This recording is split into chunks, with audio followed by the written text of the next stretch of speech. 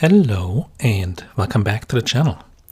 This is the 2022 BMW 330e, a plug-in hybrid with a 23-mile all-electric range. As there are a lot of reviews out there, I will keep it basic and focus on the 22 model year changes, show how I use the hybrid system for maximum miles per gallon beyond the all-electric range, and address the elephant in the room, why we traded the VW ID4 after only 4 months of ownership. So let's get to it. Under the hood there is a 2-liter twin turbocharged inline 4-cylinder engine that is detuned from the regular 330i model to 181 horsepower. It works in conjunction with an electric motor that generates 107 horsepower for a total system output of 288 horsepower. Both are paired to a better smooth, quick-shifting 8-speed automatic transmission. BMW only lists a combined 28 miles per gallon rating for the engine operations only and 70 mpge combined while driving in hybrid mode. More on these numbers in a little bit, as I think they are a bit misleading of what this car is actually capable of. Speaking of the regular 330i model, pretty much all the reviews I watched seem to focus on a direct comparison between the two models, while totally missing the point of this car. It is like apples and oranges instead of comparing this car to the other plug-in hybrids out there. Speaking of other plug-in hybrids, it is kind of slim pickings at the moment. There is the Toyota RAV4 Prime, as well as the Lexus clone, the Honda Clarity, Chrysler Pacifica hybrid, and Jeep 4xe.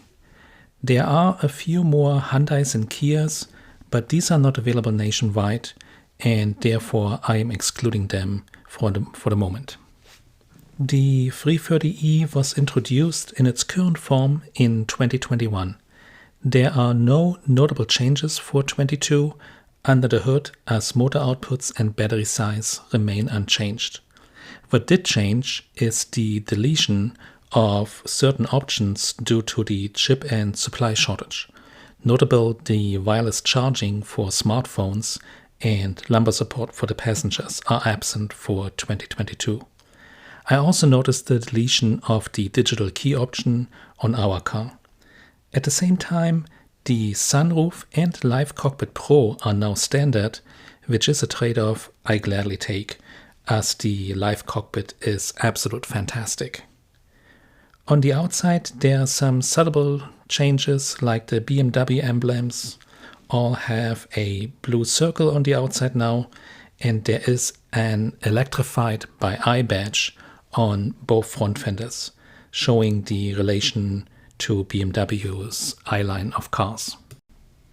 Our car came optioned with the driver assistance package, which basically covers blind spot detection and lane departure warning, but no lane centering, which is a bummer, as I had gotten used to it with the ID4. The power tailgate option was one of these things you never knew you wanted until you start using it. To round it up, there is also the premium package, which added niceties like heated seats and steering wheel, and a heads-up display. I did initially discount the heads-up display as a gimmick, as my experience with previous cars had not been that great. Well, let me tell you, the system BMW uses is just plain amazing. Unfortunately, it is not showing well on video, but the way the information is displayed and the way BMW created a depth of field is absolute stunning. It is one of my favorite features of this car, along with the BMW iDrive 7 interface. That is very intuitive and easy to use. Dare I to say, one of the best systems I have ever used in a car, and a welcome change from the lag-fast of the ID4.